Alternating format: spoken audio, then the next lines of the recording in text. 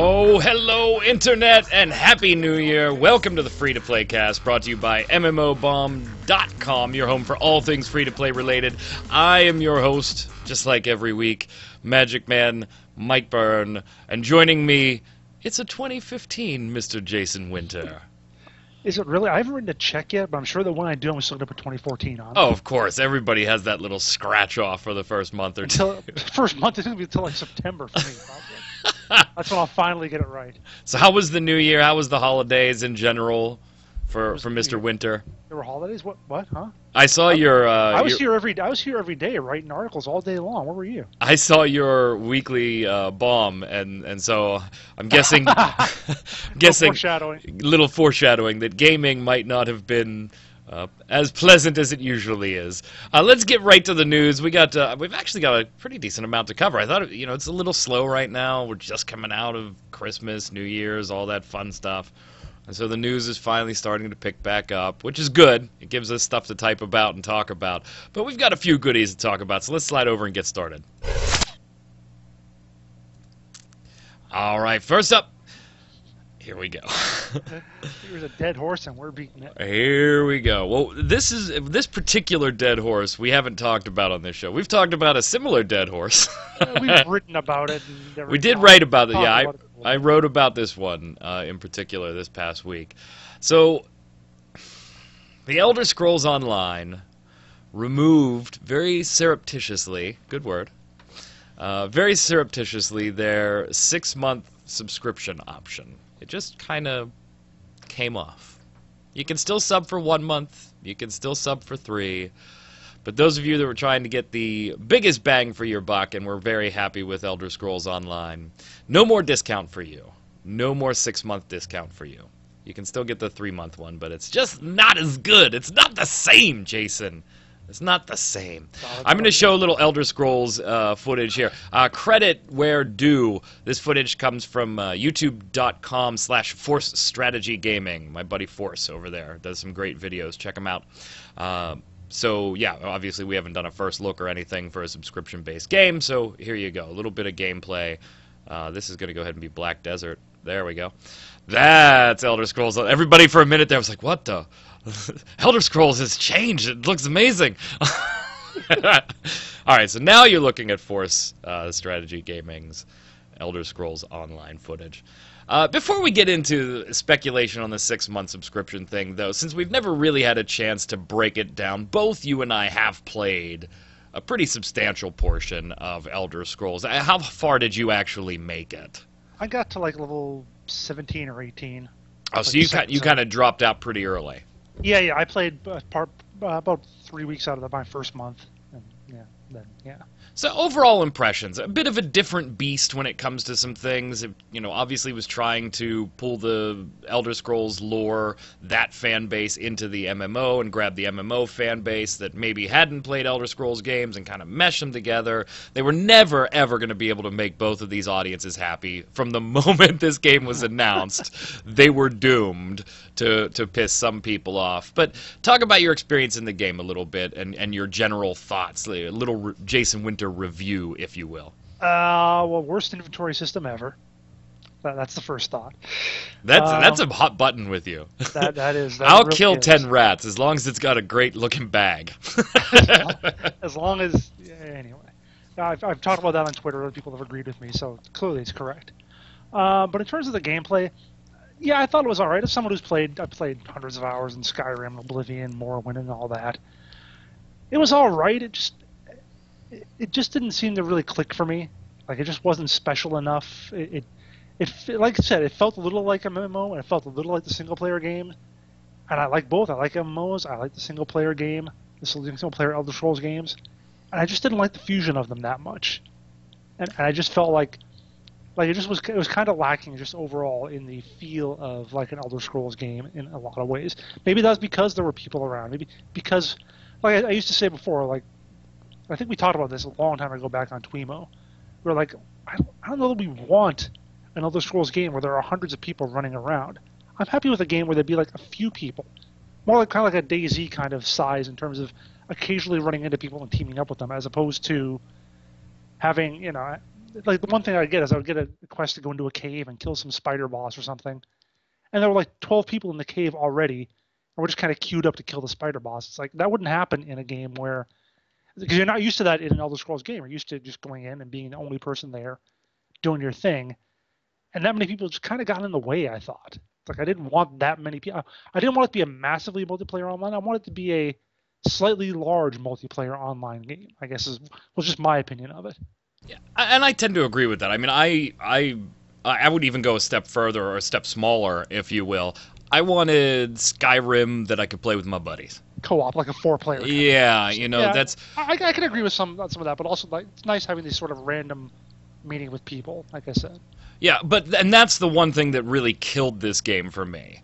I was all for, like, okay, I'll play this. I mean, I bought the collector's edition. I got the big-ass box over here to the right of me with the figurine in it and everything. And I enjoyed the visual aspects of the game. That's one thing I think they did nail. It feels visually like an Elder Scrolls game. Now, gameplay-wise, I don't feel like it sticks with the whole Elder Scrolls formula. Kind of, like, they gave you the hotbar with powers like an MMO, but you also had your left clicking and right click to block, whatever, like an Elder Scrolls game. So it was, again, just kind of some weird fusion that just didn't work for me. Yeah, and the one thing that really killed it for me, unfortunately, especially upon launch, the grouping sucked. I mean, it was horrible. It was horrible to actually try and do things with your friends. Specifically find your friends and get in a party and get on the right segment of a quest. And I understand that I'm bitching here about some things that have changed since then. Right? Apparently they've made a lot of... Yeah, they've made an absolute lot of improvements. And that's one thing that I do have to give them credit for as I keep track of Elder Scrolls and what ZeniMax is doing. It seems like every change that they're making is a direct response to what their players are telling them. I've got to give them credit for that. We're going to see the champion system and the justice system in the game here shortly, so you'll be able to, you know, steal and pickpocket and all that fun stuff. So they're starting to incorporate, you know, the elements that we've honestly I expected to be there at launch. It's an Elder Scrolls game. If only they'd listened to people before launch. Right. Right. I mean, did they just seem to you like one of the most, I don't know how to put this, most confident maybe people in terms of how good their game was going to be? I don't know. I think it was more, we have a deadline, and it's that deadline or bust. Well, sure, but yeah. Because it was just, to me, it was not finished. It was not ready for release. And I played it for my month. I think I subbed for 1 month after that, but I didn't play all that much. A few months later, I resubbed again just to go in and see some of the changes to the grouping mechanics and things like that. I'm going to go back at some point. I mean, I always do after a bunch of changes, but this is one in particular. You know, WildStar's one that I jump into because, I want to see, did the changes impact, you know, anything that I really had a gripe with. This is one that I'm going to go back and check out because once all these big changes are finally implemented, I'll feel like the game was what they intended for it to be at launch, but just didn't have it in time. And then you've got the console release, you know, coming up. They're still working on it. They showed videos of it, pictures of people playing it. They said it plays, it's fun, but they don't want to release it until the champion and justice systems are fully activated in the game, which I can respect as well. So now that we've given kind of our overview of our impressions of it, are you ever going to go back to it? Like, honestly, you? Yeah, probably. Okay, so we're both willing to give this one another shot. Until after, like you said, Champion and Justice go in. I want to see how it goes after that. Okay, so it's a game that I think then maybe it's fair to say there's a lot of people in the same boat you and I are in that we're willing to give it a shot. After the beta is done. After some changes are made, we're willing to give it a shot. So now they've removed the 6-month subscription option, and really the only question answering they did was on the French forums, where basically they just came forward and said, hey, not a lot of people are using it, so we're taking it out. End of story. Mm-hmm. And we have seen this before. We've seen this tactic before, most notably probably with Warhammer Online, right? They removed their 6-month subscription option. They said the same thing. A preponderance of our customers just aren't using it, so we're going to take it out. And then, hey, within that 6-month frame, the game went free to play, and then, of course, we all know a month and a half, 2 months later, it ended up closing anyway. But, so we've seen this tactic. Age of Conan did something similar where they changed. Terra did something similar where they changed the subscription rates and things like that right before they get ready to announce a free-to-play conversion. I've advocated that I see this one going free-to-play in 2015, but I am not dumb or naive to just blindly ignore your point that you make about this one, in that there's console boxes to be sold here. Mm-hmm. So maybe buy-to-play is the route to go. I gotta stick free-to-play simply because I've made the prediction that I think that's... So I'm going to stick by my prediction, even though I am kind of starting to lean towards the Jason Winter camp of thinking on this one, now that they have been showing a little more of the console, which for the longest time I honestly thought was vaporware. I didn't think we were ever going to see a console version of this. I think they were always going to do it. It's just going to be however long. And there's definitely boxes to be sold there. So you're sticking with buy-to-play? Sticking with buy-to-play. Maybe not within 6 months, but I could see by the end of the year. So if they don't make that type of change in 6 months, though, then why the hell get rid of the option? Yeah, that's what I admit. I'm kind of unsure about that, because if, as you say, first of all, what does it hurt them to leave it there, even if only 2% of their players are doing it? It doesn't really kill them that much to do that. And on the other hand, if such a tiny percentage of people are actually using it, isn't that kind of bad if that many people are not willing to make a long-term investment into your game? Yeah, I don't kind of read it that way. I mean, I understand. I very seldomly, I don't think I've ever actually purchased a 6-month subscription block of time for any game. I've done 3 months quite often for things like Blizzard's World of Warcraft, Final Fantasy XIV.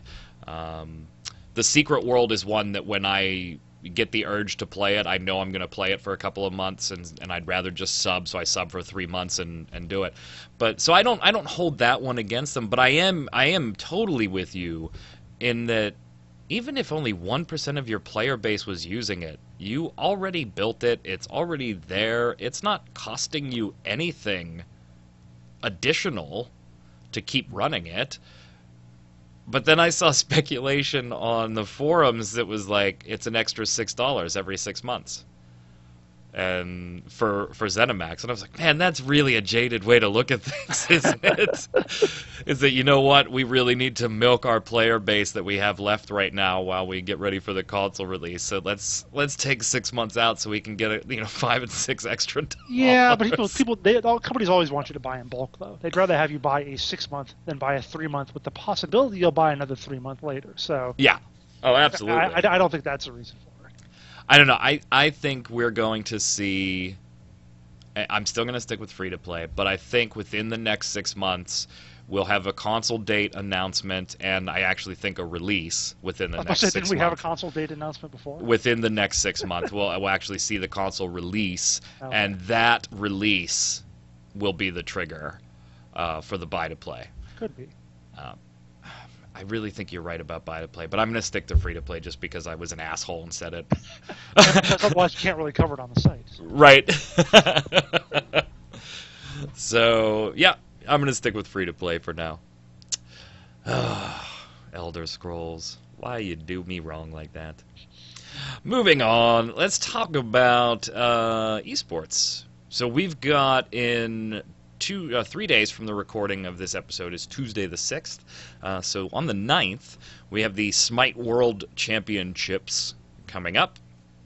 8 teams competing for a little over $2.5 million, all kind of crowdsourced raised through the Odyssey purchases. That surpasses League of Legends 2014 World Championship prize pool. Not by much, but it does. It's It's past it. They were 2,499,999. Yeah, it was just like even like 80 Yeah, we got more cents. now. It was like 80 cents. It was some difference like that. It was really close. But so Smite had, and they have a few more days, I guess, technically to add to that prize pool. I don't see it going up substantially in 3 days. So speaking of esports and all the attention garnered by things like League of Legends World Championships, Smite's World Championships, the Dota Invitational. You wrote an interesting piece this week about esports, maybe, at some point? Could be? Maybe? Probably won't be? An Olympic sport? What? Wasn't my idea. It was Rob Pardo. He's the one who basically said it in an interview with the BBC. He said there's a very good argument for esports being in the Olympics.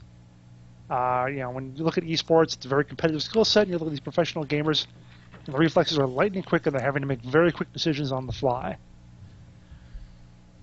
Yeah, in the sense that, first of all, the notion that anybody could do this is, not correct. This does require a lot of work, a lot of effort, a lot of training to be able to get yourself up to the very pinnacle of esports greatness or whatever.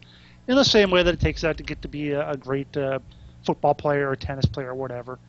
It's a little more accessible because, you don't have to be, some sort of hulking Adonis to play football or whatever, but like you have to do to play football. So, a little more accessible, but still requires a great deal of dedication and work. And I kind of get the notion that that sort of dedication belongs in some sort of high level thing like the Olympics. But yeah, I don't think it could ever happen. Not in the real, as we know it now, summer or winter Olympics run by the International Olympic Committee, et cetera, et cetera. I don't think that's ever going to happen. Okay, I agree with you. We're not going to be seeing it on NBC or whatever when they do their coverage of the event. But right. I think it's important to realize that there are a lot of sports that are Olympic recognized by the IOC, the International Olympic Committee, that would surprise you. For instance, chess. Mm-hmm. Which I kind of lump esports into that same. Yes, esports has a little more of a physical talent to it, but there's also the very cerebral aspect of what's going on. The Chess Federation is recognized by the IOC as a sport, and there's a lot of sports. Not technically an Olympic sport, right? Even though technically it does not appear in the Olympics itself, and so I think maybe you could see esports moving in like that. They are recognized by the Olympics. They're just not going to be part of the event. Yeah, well, another hurdle towards it is the fact that esports, whatever game it would be, it's something owned by a company. It's owned by Riot or owned by Valve or something like that, as opposed to chess, which is public domain. So if the League of Legends, League of Legends were in the Olympics, does that seem like too commercial of a venture for a supposedly non-profit Olympic Games? Yeah, I see what you're saying here. You'd have Blizzard's flag all over the Hearthstone tournament and the Heroes of the Storm tournament, and then Valve's flag over the Dota 2 stuff. And yeah, so I guess, what about... Okay, so you shot that one down. What about then these companies in some way forming their own big event instead of just... Here's Riot's League of Legends championship. Here's the Invitational for Dota. Here's Smites. Here's Heroes of the Storms. What about some esports Olympic? We've already had similar competitions like that, right? Right, we have them, but like I said, they're usually sponsored. Like they have the Smite World Championships. That is just for Smite. That's run by Hi-Rez. It's all their thing. They don't have, they don't have a Hearthstone tournament there on the side, obviously. So could a bunch of companies come together to create the E-Olympics? Like the official E-Olympics and not just these conglomerate tournaments that we have now. Right, because there is stuff like that in, like there are track and field world championships, but there's also, the Olympic shot put and this and that for all that stuff too. So that sort of thing could potentially happen. Again, you kind of have the corporate question of it. Would Blizzard want Hi-Rez and Valve and all these other companies being a part of, an event that they think they're the biggest ones at? Or take Riot as an example. League of Legends is, the biggest MOBA out there. Do they want, Dota to get publicity at an event that they're at? Or do they want Blizzard to get publicity, or even the smaller companies that have, the tinier MOBAs, because there's like 12 million of them. Right. Right. Is it what would be the cutoff to letting one of those games in the big tournament where there's League of Legends and there's Heroes of the Storm and all that? So corporate wise, there's still certainly an impediment to that in that sense, because I don't know they'd want them to, like I said, ride their coattails into that. But I think that's sort of thing that could happen. That there could be some sort of maybe some sort of agreement that it could eventually come together to form that sort of thing. Maybe. Kinda. All right, so let me ask the question that's going to flame the hell out of the internet then. Okay. In Jason Winter's book of games... Oh, God. I know where you're going with this. Are these sports? Oh, that... Okay, actually, that was not where I thought you were going. In the general sense of the word, in your mind, just your own gamer mind, is something like League of Legends actually a sport? No. No. Because then you would also have to include... I mean, obviously, then you would also have to include any kind of game. I know the sports versus game. I've had this conversation with people a million times, but then... Then you have the U.S. government passing out the ability to come into the country under sport visas for players. It happens. Yeah, I know. Well, then why wouldn't Scrabble belong in the Olympics, or Monopoly, or any other or Risk, or whatever, Shoots and Ladders in the Olympics? Sure. Why would? Oh, come on, Shoots and Ladders, really? You don't even need players to play Shoots and Ladders. You just let a computer pick numbers. By the strictest definition of the word, I've got to say that, yeah, they are sports. Okay. In my book. And that's just by strict definition, a task that involves, a solo person or a team, and requires physical exertion or skill. And to me, I don't have the skills to do what these guys and girls do, right? I've watched these tournaments. I'm captivated watching these tournaments, and I hate MOBAs, generally speaking. I'll play one just to have a little fun here and then, but as far as playing it for 6 hours on one Saturday night, that's not going to happen in my house. But I'm captivated watching these people, these guys and girls, play the way they do, and just like watching their fingers, and it's amazing to me. It's a talent. I think not only does practice come into it, but there's a certain inherent skill system that I think's at work there, the way people think and how they operate. So I got to say yes as the sport. Just me, though. Okay. Good for you. I could be way freaking wrong. It really doesn't matter. I mean, I That's agree my with you opinion. I agree with you in the notion that, like I said, it requires a similar kind of dedication and work at it, and it's not something that just anybody can do, even though it kind of looks that way. So, yeah. I mean, I can agree with you that it does require a certain amount of sports-like work to be put into it. To me, it goes like right with bowling, right? Bowling's technically a sport, but hell, you can smoke a cigar, eat Cheetos, and have a beer while you're playing it. So well, you can do that while you're playing football too, if you want. Right? It just makes it a little harder to catch the ball. That's it. That. Before we head over to the Bob's, last piece of news this week, our buddy Staparu posted Black Desert Online Cash Shop little preview. We put it on the site for you to check it out. It's about 10 minutes long, so obviously we're not going to break every single piece down here. Most of it, correct me if I'm wrong, I mean, I watched the whole video, but it's with the camera zooming in on male groins and female chests. It was sometimes, a bit distracting to watch. You skipped over some parts. For the most part, though, it was exactly what we would expect. Right, I mean, it was mostly cosmetic. I did like the slider where you could wear gear out. That was cool. I thought that was really cool, and I hope that happens during battle, like when you have damage done to you and you got to go buy repairs, like you do in every damn game. I hope that visual aspect of things happen, because I'm used to seeing it where in most games where you have a full set of armor and then all of a sudden your pants are broke and you have no pants, and that's it. I liked the wear slider going back and forth. Item wise, it seemed pretty okay. It's pretty par for the course for the most part. Mostly cosmetic items, boosts, costumes, passes to be able to re-roll your character's look as many times as you want within a given time period. And I think for the most part, people are going to be okay with it, right? Sure, sure. There was I, one piece that some people have a bit of a gripe with, and I can kind of see where they're coming from on this one. And that was, there was a set of gear in there, a 3-piece gear set, that had its own kind of tier bonus if you had all 3 items equipped. And it was an experience bonus, so it didn't change stats at all, but it gave you a 10% experience boost if you purchased this limited item in the cash shop and wore all 3 at the same time. For most games, I would say it doesn't matter, right? I mean, you and I we're going to get to 50, and boom, it doesn't. I did it a week and a half earlier than you because I had a 3-piece 10% bonus. But Black Desert has that like endless progression system, as far as your skills beyond their a max level of the way we know it. That you continue, although you start grinding the experience out, but you continue to gain experience and progress and progress and progress. So something like this, I can see where a couple people were miffed, because those players that pay for it will, in theory, always be ahead.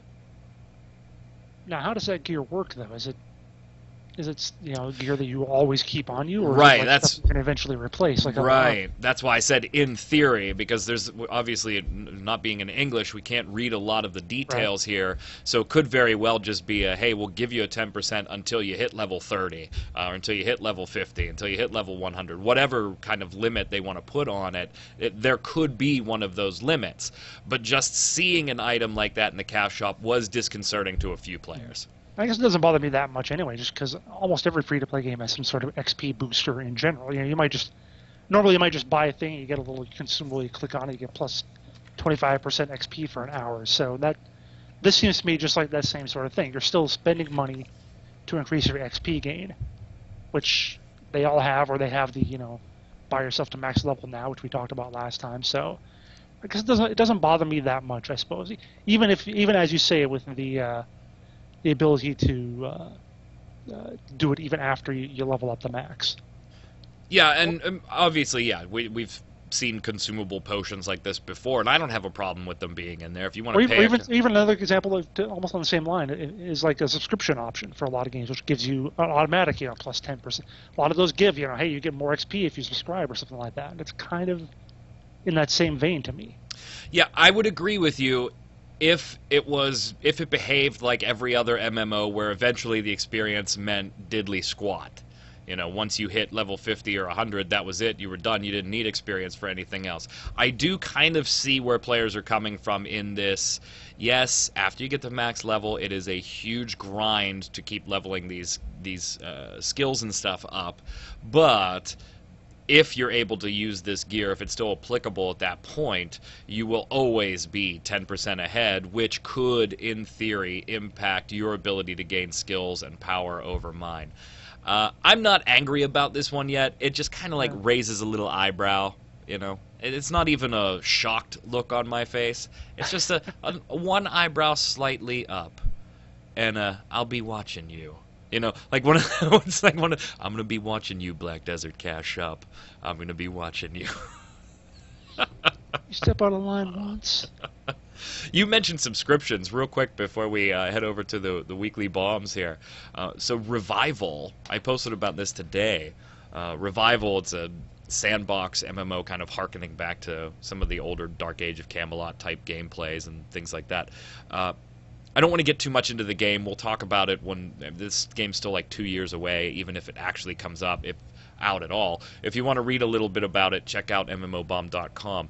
But they did do something with their subscription option that I wanted to run by you. I thought it was kind of a unique little idea, and I actually kind of liked it. They may actually put benefits in there. They're going to have all these free-to-play servers, right? In each global region, they're going to have at least one what they call gold server that requires a subscription. Basically, the regular servers are huge sandbox, go do whatever you want. The gold servers are huge sandbox, go do whatever you want, except they have an added feature of live 24/7 support teams and development teams in the game, creating events and leading gameplay based on what players are doing throughout the world. So the way they described it, and I kind of had the same vision in my head, was it was more of like a dungeon master type thing, where there was somebody there narrating an actual story and having people do things, which I thought was an interesting take on, if you want to subscribe, here's a service we're going to give you, not just like we just talked about. Here's 10% bonus XP, here's 10% gold, here's 10% this. Here's a legitimate service that if you're down with this and you really like this type of stuff, pay us a couple of bucks, you can join this server, and that's what we do all day, every day. I thought it was kind of neat. I don't know. What do you think? I appreciate their intention to try something different with their for their subscriptions, to give something that hasn't been done before and generate a little bit of buzz about that. One, I don't ever like separating paid and unpaid players. I think that's pretty much always a bad move. And two, for like a normal MMORPG, I could say great. It seems a little odd to have it in a sandbox, though. We're a pure sandbox, but we're gonna have scripted stories over here. It's like, really? I think there'll be some players who would want to pay to not have that. Right, but then on the flip side of that, though, you want this whole sandbox atmosphere, but technically they're scripted events, but they say, and again, this is 2 years away, it could totally change by then. I just thought it was, hey, that's kind of a unique little twist on getting subscription money, and I wanted to see what you thought. The idea of these scripted events and things being based on what players are actually doing on the server, I think kind of still maintains that sandbox. You know, if they notice that there's 700 people over here doing something, then they kind of go over there and immediately turn it into an event. And if you want to take part, let's go do this. If you don't, fine, just keep doing whatever the hell 700 of you were doing in this spot anyway. I thought it was kind of neat. It'll be interesting to see. I'm a big fan of the ambiance they at least got with their website. We don't have any videos or anything yet, so I can't show you anything. But with the whole Lovecraftian lore and elder gods and stuff, I'm going to be keeping my eye on it. Generally not a huge sandbox guy, but something to keep an eye on. Let's go over and do the weekly bombs. What do you say? Oh, yeah. It's 2015. We're going to start with Mr. Jason Winter. All right. Well, I'm going to give an A-bomb to the holidays. Screw them. Bah humbug. Welcome to 2015. And I'm giving them an A-bomb, not for the usual, holidays, people are sitting at home alone, whatever, like that, anything like that. No, it's because when I logged into all my games over the holidays, just so few people online. Because you guys all have lives and families, and you're all traveling, and no one's around to play with me, and I was so sad. Thanks, Christmas. I also have an A-bomb to start the new year. Hell of a way to start, huh? And we got a viewer A-bomb coming right after that. Welcome to 2015. My A-bomb goes to PlanetSide 2's implant changes. Not really to the changes themselves. If you don't know, PlanetSide 2, Sony Online Entertainment, they've got 4 different tiers of implants for your soldiers. They don't do a lot, but they do some... They do... I was going to say it again. They offer some... Welcome to being 14. They offer some incremental things, so like less camera shake during a concussive grenade, or less or more damage over infantry when you use these. So there are noticeable tweaks that you can get. It's not totally, cosmetic. There are benefits to using the implants, and you could always obtain the implants in game using your certs anyway. But in a recent patch a couple of weeks ago, right before Christmas, they tweaked the drop rates, or they tweaked the rates of acquisition that you could get these implants in-game to make room for, according to the patch notes, to make room for some of the new Tier 4 implants. Okay, fine. Kind of sucks, right? Most of us would have been, oh, that stinks, whatever. You can also get implants in the cash shop. And so you kind of go, man, I kind of feel like maybe they're forcing me to go to the cash shop. Which is, if that's your gut reaction, a totally understandable reaction, right? I mean, it's totally understandable. I feel like they're making it harder to get in-game so that I have to go and buy it with cash. I'm totally on board with your point of view. That's not what my A-bomb's for. My A-bomb is for players actually voicing that concern on the internet, and Sony Online Entertainment and John Smedley totally handling the situation incorrectly via social media, of all things. Just Smedley and his Twitter, it gets him into trouble more often. more often than it helps. It is nice having a lot of open communication, I think, from SOE. I think they do it a lot more than most companies do. But sometimes I just see HR and PR people at Sony pulling their hair out when they see Smedley tweet. So what's the A-bomb for? Well, Smedley's tweet read as follows, and this is in response to players saying this is a money grab. This is a direct money grab, and I totally forgot to put the image in my piece. I'm going to go fix that after this.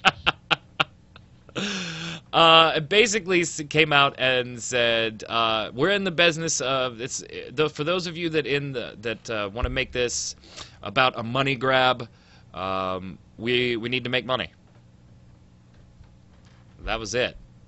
Kind of left a bad taste in people's mouth. Later, he followed that up by saying, actually, the implant drop rate fix was a fix to a higher drop rate than actually intended when they first implemented it. Pissed some people off on Twitter. But it got a little worse. Tony Jones, community manager, took to Reddit on the whole thing when people started commenting about Smedley's changes. And I want to get Smedley's quote right, by the way, here, so I'm pulling it up while we talk. It was, sorry, but we're actually trying to make money, was the Twitter. And so Tony comes to Reddit and says, verbatim, here we go, depends on how you define pay to win. Some people were accusing it of being pay to win. Depends on how you define pay to win. If implants are pay to win, then yes, you may not like everything in the future. That was the icing on the cake for me. That was kind of like, oh, you don't like this change? Boy, you're going to frickin' hate what we do next. That's just not the right approach. Not the right approach at all. Now, I do have to put a little addendum on the end of this one. A-bomb to that communication. Smedley did take to Reddit yesterday and put a long post out there. I'm not going to read the whole thing to you, kind of breaking down all the details here. That's the communication that should have come out, even if it meant ignoring what was going on for a day or two while you got this, because of the holidays. I understand people are busy. Ignore it for a day or two and then put this communication out. I'm going to give you a piece of it right here, though. When I said that this change isn't a money grab, I was telling the truth. It's making us about 200 extra a day total. Did we think we could make an extra 20K a day and we were just wrong? No. What we thought is we need to rebalance the cert economy so that you have to make a logical choice about what and when to spend money on. Right now, for the vast majority of things, you don't even need to think about it. Because he did talk earlier about certs being in abundance and items not costing all that much. So it was interesting. Take a look at that. I still got to give an A-bomb to the first wave of communication. What I did think was really interesting in this post, Jason, PlanetSide 2, and this is according to Smedley, has only recently turned profitable on an operating basis. When I say recently, I'm talking about a few months here. Anyone that thinks we're swimming in cash is just plain wrong. Are you surprised that PlanetSide 2 is just now, within the last few months, turning a profit? Not really. I mean, you talk about a AAA MMO type thing. It's going to cost, and I don't know how much the Forge Light engine development works into that as well, but, those games cost, what, 20, 30, 40, whatever $1 million to make. So if it takes 18 months at, $2 million a month of profit when it's coming in, it takes that long to recoup it. So that makes sense to me. Anytime you have a big investment in something, it takes a while to pay itself off. So hearing that doesn't really surprise me that much.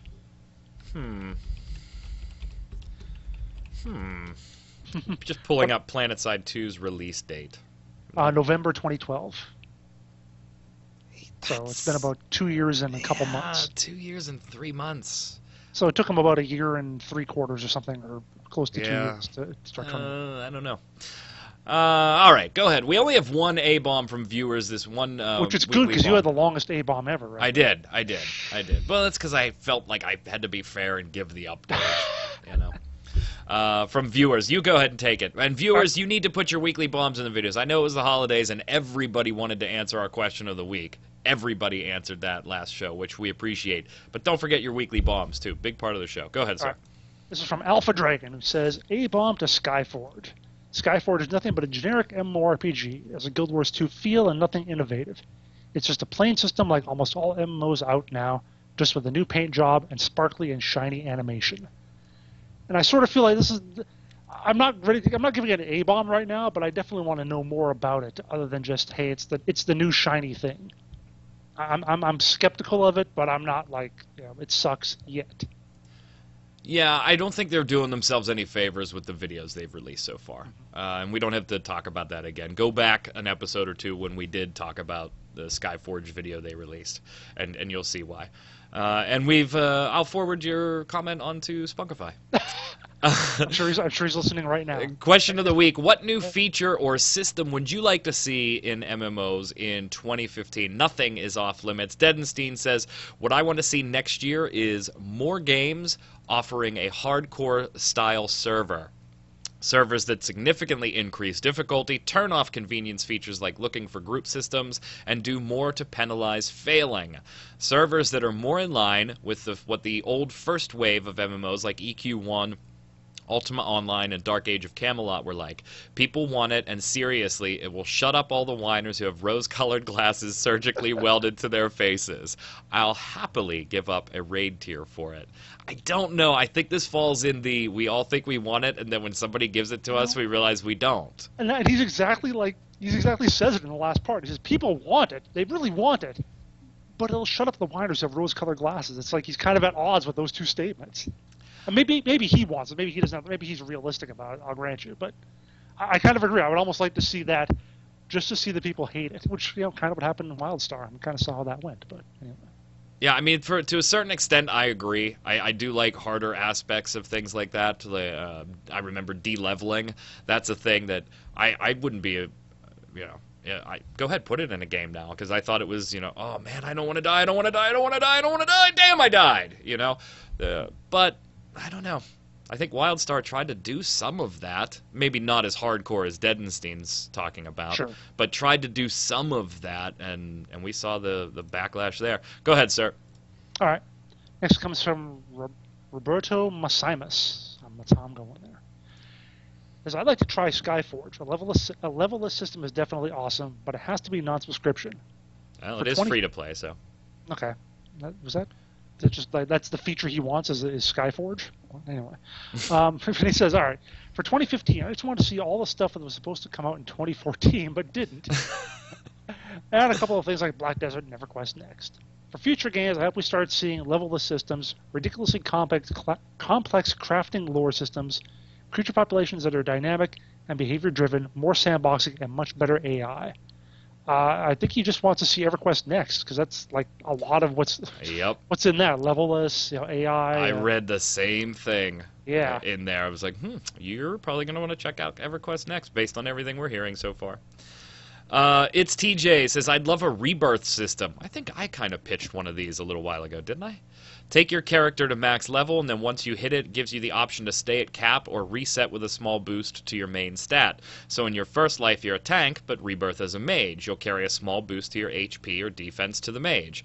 Then in your third life you choose to play a healer, so you'll carry that tank boost as well as a mage boost through to your healer. PvP ranking would be based on your amount of rebirths, so instead of Battlegrounds being 10 to 20, 21 to 30, etc., they'd be 1, 2, or 3 rebirths up until a clairvoyant max rebirth level of 5, 10, whatever.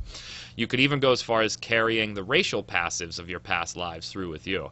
I think I pitch something like this, like I pitched it as like a hierarchy or a family tree type deal on a show like a month ago. I want to say there are games that do this, but not with a max level and rebirth kind of thing. It's almost like a multi-classing system. Yeah. Like almost like a Final Fantasy Tactics kind of thing, where you can become a different class but carry over one stat or one ability from a previous class. So it's TJ. I agree with you, and I'm pretty sure I talked about it within maybe the last month. So I definitely agree with you. Next. All right, Nomi says, a new feature or a more common feature I'd like to see, which will be in EverQuest Next, is no leveling. Well, here we go again. No incessant level grinding, please. If development is focused purely on endgame content without wasting development time on leveling content that people in most cases tend to skip through anyway, would open up all kinds of possibilities. God, yes. That's my addendum at the end there. Not only the lack of grinding, but just the whole... And I think this is a huge deal. It's like it's getting your friends into a game when you're already well into it. When I've got my level 50 character and I want you to start playing with me, I don't want to make a new character to have to grind up to 50 so I can play with you. And you don't want to spend 50 hours having to build up your character to do that. Yeah, I still think Guild Wars 2 had the best solution to that so far that we've seen. It's pretty good. I mean, PlanetSide 2 is another great example. Oh, yeah? Just start playing tomorrow and play with my battle rank whatever character. I think that's true. That's the sort of thing that they should try to emulate more. Finally, Duck Bear says, speaking of Guild Wars 2, no class roles in Guild Wars 2 was a failed experiment. It makes the gameplay really boring, and there's no reason to make more than one character. Yeah, I don't know about the second part of that. I'll agree that it didn't work out as well as it could have possibly expected. I think they needed to change. They needed to make the characters a little more individual. Like when I talked with them in an early interview several years ago, they talked about Team Fortress 2. And the thing they said was, well, in Team Fortress 2, pretty much all the classes, they do DPS. They all do damage. It's just a scout doing damage is different from a spy doing damage, different from a pyro doing damage.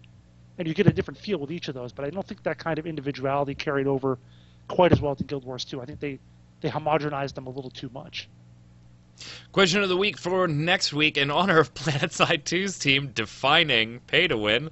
What is your definition of pay to win? Where's that line that you guys draw that absolutely makes you quit a game if a publisher or developer crosses that line in the cash shop? Jason and I will give our definitions next week along with yours. Make sure you put your answers and your weekly bombs in the comments below. Be a part of next week's show. Jason, until next week, where can everybody find you?